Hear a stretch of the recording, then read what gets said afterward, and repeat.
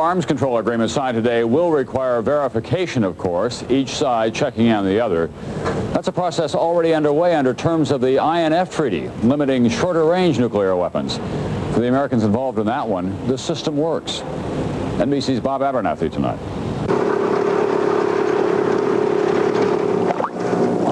Deep inside Russia, 600 miles east of Moscow, near the city of Votkinsk, American inspectors keep watch outside a Soviet long-range missile factory every minute of every day.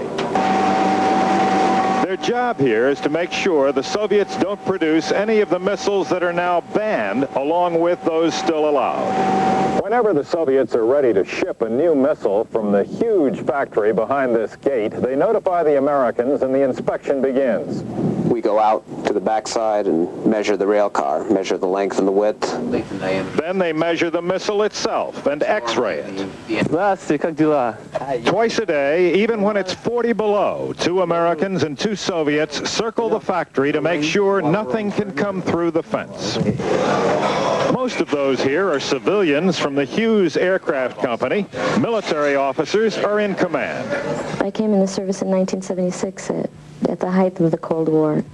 If you told me in 1976 that I would come out to a remote area of the Soviet Union and work outside the gates of a missile factory, I would have believed you. I wouldn't have been able to believe you.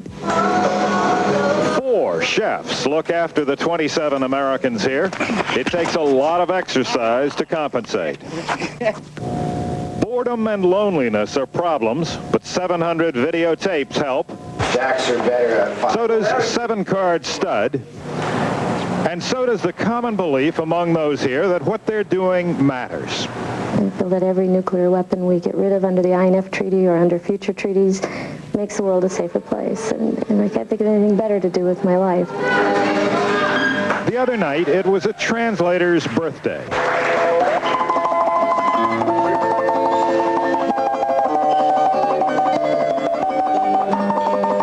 Meanwhile, across the compound, as it will be more and more with each new arms control treaty, the watch was kept.